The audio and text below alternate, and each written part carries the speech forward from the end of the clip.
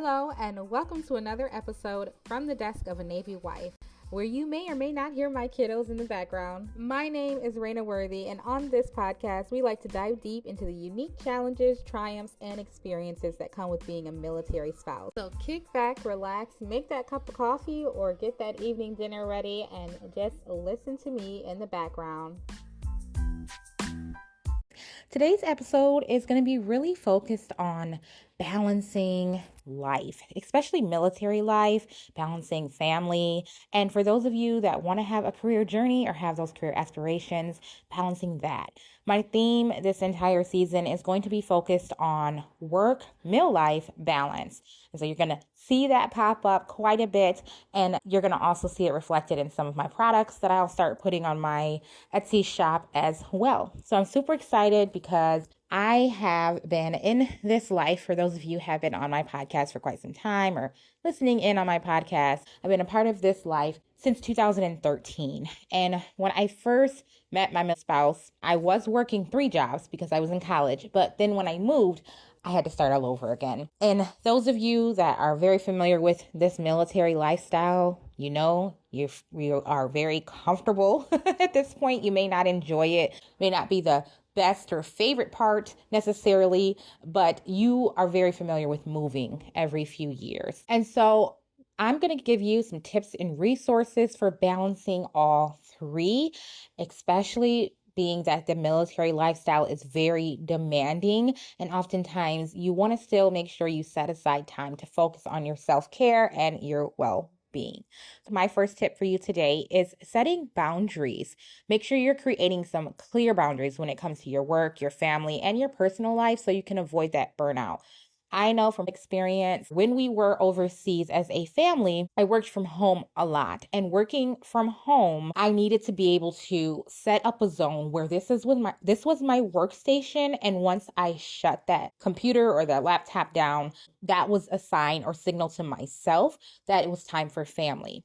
And in the beginning, it was not like that. When I was working, I was working. I give it my all. And it felt like I was behind that computer all day, except for when I needed to pick up my child from childcare or pick up my other child from school. But I remember having a conversation with my husband where he was saying, hey, I feel like you are working a lot and we are limiting that family time, or we're limiting that time for each other, or you're not even focusing on yourself. Did you eat lunch today? Did you have breakfast? And being in that power move, I was constantly on the go. I feel like I was always busy. Anyone that knew me in Japan and met me in Japan, they know that I was always on the go, especially if I was traveling for work as well. So I worked from home, and then oftentimes I had to travel to other military installations overseas and had to work there for a few days. So being sure that you're setting boundaries in the beginning or through time is really going to help prevent that burnout.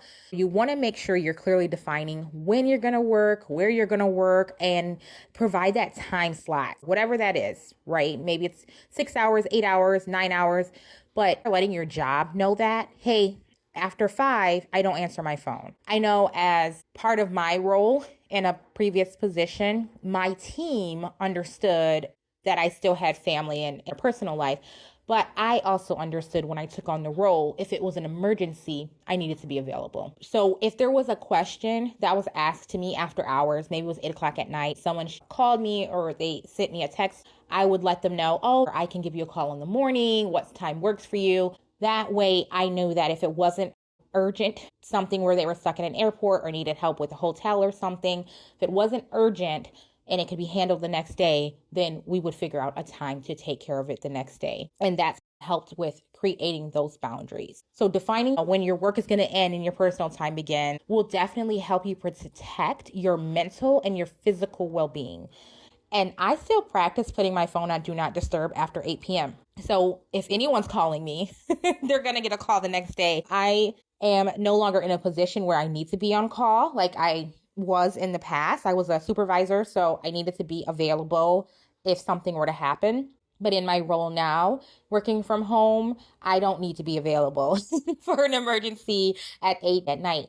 And so it's easier for me to put my phone on Do Not Disturb, focus on my family time, focus on my self-care. And so being able to carve out that time that's designated to everything, communicating that boundary and what your expectations are with everyone is going to help you for sure because it allows those individuals to respect your space, respect your peace.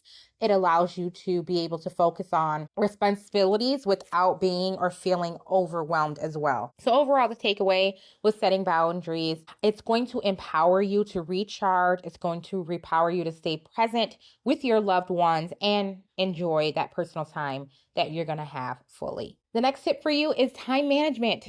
Use planners, use apps, use calendars. And this honestly is what motivated me into creating a planner for military spouses. If you have not been following me for quite some time, I do have a military spouse planner that is available on my Etsy shop. I'll have that in the description. But my planner is focusing on the things that we as military spouses have control over. Because if you are familiar with the military lifestyle, things are very unpredictable. And so the shift is, let me focus on what I can control. I can control family activities, different type of tasks, different commitments, appointments, things of that nature, countdowns for deployment, and even if I need to shift or move some things around. So please be sure to check out my planner. But if you already have a planner, time management, that's going to help you. The planner is going to help you. It helps with your family activities. It helps with any personal commitments. Utilizing a planner or an app if you're more of a app person, a calendar, if you have a desk calendar or wall calendar, it's going to help you stay organized. It's going to help ensure that anything that you have made a commitment to or any responsibilities that you have are going to be addressed. So be sure to schedule your specific blocks of time for work. So if you start your workday at 7 a.m. or maybe you're job hunting for a couple of hours in the morning, jot that down. Okay, from 7 to 9, I'm looking on USA Jobs, I'm looking on LinkedIn, whatever platform you're utilizing. And then, okay, from this time to this time, I'm going to enjoy a cup of coffee and read a book. And then from this time to this time, my little's awake, right? I'm going to run outside. I'm going to take them to the park or get them ready for the day, whatever the case may be. You are setting specific blocks and you're jotting things down, and then hold yourself accountable. It's something you can refer back to. And at the end of the day or end of the week, make a note. How did I do? What do I need to work on? What do I need to dedicate more time to or hold myself accountable to? And prioritize it. Make sure you are prioritizing what's of the most importance to you. Is it having that quality time with family first or at the end of the day, or making sure maybe you cook dinner together as a family once a week or play a family board game once a week? Something where you are able to prioritize and you put it in the calendar. My husband knows through the years, if it's not on the calendar, it's not going to happen. If it's not in the planner, it's not going to happen. Through the years, even when I make certain commitments with friends of mine, I send them a calendar invite and they send me one to remind each other. So that is something that I practice to help me with making sure I don't forget an activity that I may have made a commitment to. But another thing a calendar can help you with is meeting deadlines. Maybe you set a deadline, hey, in 2 months, I want to have applied for this many positions so that I can be able to have potentially this many interviews. And refer back to it to make sure you meet those deadlines. Avoid any last minute stress, any last minute, oh my goodness, I need to book this appointment. We know life happens, things happen, so you may have to book something that you may not have had on your to-do list. But if you are looking in advance, hey, I have a planner, and looking through my planner, I haven't seen the doctor in 6 months. Let me go ahead and start scheduling a doctor's appointment. Place it in your calendar and you're set once you've made your call. So with these tools, for my visual people, it's going to provide a clear visual of your daily, your weekly, and your monthly commitments. And it's going to allow better planning, better ability to make those adjustments if you need to. Because effective time management is going to help you stay on track. It's going to reduce that feeling of being overwhelmed, and it's going to help you maintain that healthy balance between various aspects of your life. Okay. All right, tip number 3, communicate. Communication is key. We all know this. Having open communication with your spouse is going to prevent conflict for the most part and maintain that harmonious relationship. So having that open dialogue about schedules, upcoming commitments and responsibilities, and maybe even expectations is going to prevent any type of conflict. Doing this is going to ensure that you're both on the same page. It's going to avoid any type of misunderstanding. So do your check-ins on a regular basis about each other's needs, about each other's commitments to help distribute maybe tasks evenly. Whether it's, hey, I'm doing the dishes today. They know that, or through time, right? They'll know, okay, if you're doing the dishes, I'll do the laundry. Or if you're doing dishes, I'm cooking. Whatever that commitment or conversation is that you guys agree to do. My husband knows that if he comes home and the laundry hasn't been done, clearly my day was overloaded with other things. But I may have gotten to the dishes though. He would see a clean table and clean floors and everything else. I just didn't do the laundry. And so he'd come home, throw clothes in, start a load and fold them and everything. That's how we're splitting things. Another thing that we do is if there's anything going on at work, maybe he knows ahead of time, hey, I'm going to be working nights or I'm going to have to stay late on these days and these days. He gives me a heads up if he knows, and then I can pencil it in on my calendar, and I can also pencil it in on my phone. And sometimes he'll send me an invitation. Hey, I'm off from this time to this time. And that can help us plan around each other. Because if he gets a heads up on the days he can take off, then I like to take off around those same days so we can be able to have family time together. So again, that's that regular check-in, looking at each other's needs as well as commitments, and any type of task that we have, and distributing it can reduce the likelihood of feeling overwhelmed or unsupported by your significant other. So transparency is key. Having those transparent conversations is going to provide that opportunity for you both to adjust your plans if you need to. And it's also going to help foster that sense of teamwork and mutual respect for one another. Having that clear communication as a couple, you're going to navigate some busy schedules more smoothly, and you're definitely going to strengthen your partnership and any unnecessary stress or tension. My fourth tip, use flexible job opportunities. Many companies, as we know, have moved to remote work, remote positions. And I've noticed a very high increase on veteran and military spouse friendly organizations. Take advantage of that. It's a game changer. And us as military spouses, we know the challenges that we face when it comes to the frequently relocation and trying to find a position. There are companies that exist out there where the job is remote, and when you PCS, the company can move with you, especially if you have that conversation in advance and they truly are that military spouse friendly organization. They're going to help you look for a position in the new location or let you know up front, yes, you can take your role with you. A company recognizing the unique demands of our lifestyle as a military family, you really want to seek those opportunities. These type of roles are going to allow you to maintain a stable career, regardless of where you're going, provide flexible work hours wherever you are. And with that remote work, you're going to be able to balance your professional life and your personal life while still supporting your partner's career, right? And the family's needs as well. So embrace those opportunities, research those opportunities. It's not going to only reduce your stress when it comes to job searching, especially when it comes to each move, but it's also going to promote that long-term career growth, both when it comes to your aspirations in that climb and your financial stability. Some organizations, I've mentioned them in previous podcast episodes, so be sure to go through my other episodes where I speak on career opportunities. If you follow me on Instagram, you're going to also see some posts where I list companies that are very military friendly. The Desk of a Navy Wife, follow me on those social media platforms, and you can see all the resources that I provide on there. My next tip, seek childcare resources. Take advantage of this military childcare program that exists. And there is assistance that exists as well.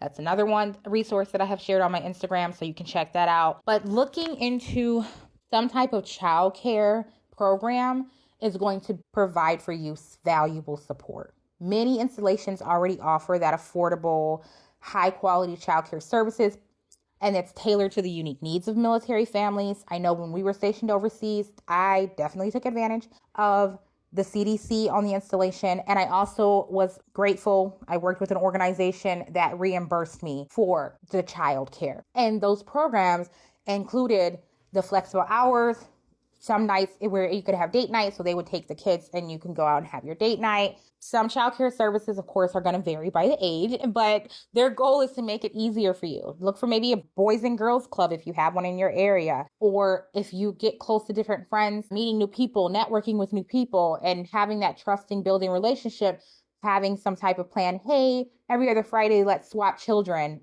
That way, we can go have date nights or find a babysitter in our area.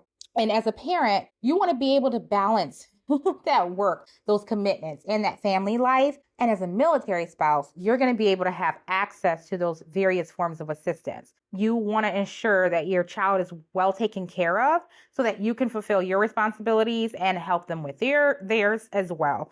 By utilizing these resources, we're going to be able to reduce the stress for childcare logistics, and it's going to give you all more peace of mind and time. My next tip for you is delegating family responsibilities. Share household responsibilities with each other. So not just your spouse, but if you have children of age, delegate those family responsibilities to be able to maintain a balanced household. Share any type of task with your older children, or if they come of age where you're comfortable with them doing something by themselves.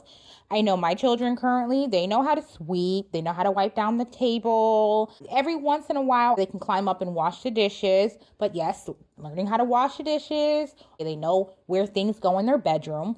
They're of age to be able to do that. But by involving the children and really everyone in the chores, and everyone is familiar with what our responsibilities are, not only is it going to foster a sense of teamwork and cooperation, but you're teaching them responsibility. You're teaching them also independence. It's also going to strengthen family bond because you're doing things together and you're going to get things done quicker in a more timely fashion, so then you can actually sit back and relax. Be sure to set clear expectations, rotating duties. It's going to prevent any type of resentment where someone feels like, well, I'm always doing dishes, or I'm always doing the laundry. Check in, right? And being collaborative with each other is going to lead to a more balanced and supportive family environment. All right, my next tip, be realistic about your career goals. I talked about this in my previous episode, season 2, first episode. Your goals, being realistic with your goals and your career aspirations. What I'll let you know for this tip, life challenges are always going to impact your career, especially your continuity of it, being that we are constantly moving. So it is important to acknowledge those adjustments up front, be flexible in this lifestyle, because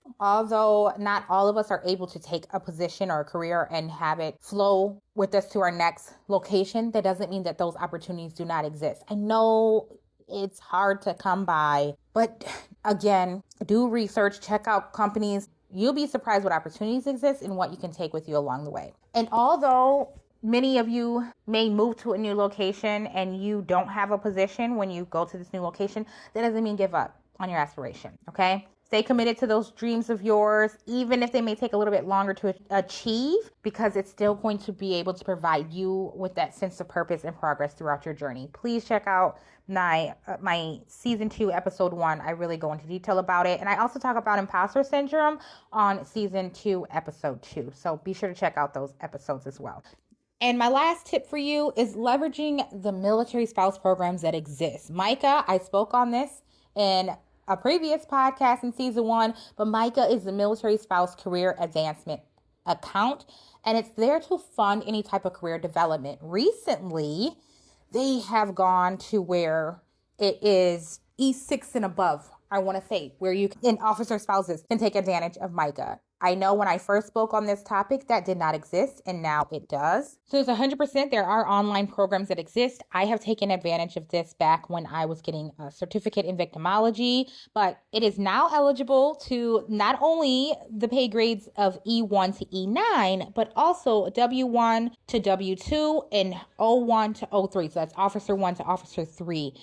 You now qualify as well. And I'm very excited that they have done that, where they've opened it up a little bit more. And again, you get up to $4,000 in funding to train for any type of career training that's ideal for you in your military spouse life. Some people have done dental assistant. I did a certificate in victimology, and then I did a certification with group fitness training. So there are many, many things that exist utilizing your Micah. Using these programs It can help you as a military spouse gain skills, gain qualifications that are needed to advance you in a professional aspect, even when you're managing the challenges that come with being a military spouse. And these programs offer a pathway for you to grow stability. It's going to help you achieve that long term goal of yours and really help you stay adaptable to the demands of our frequent locations and deployments.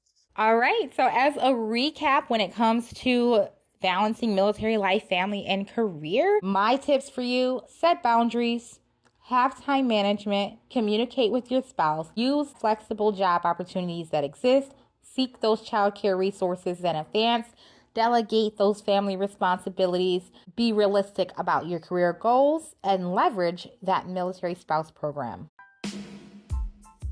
Thank you all again for tuning in this week. I look forward to bringing you resources, support, and laughter. Sending my love from the desk of a Navy wife.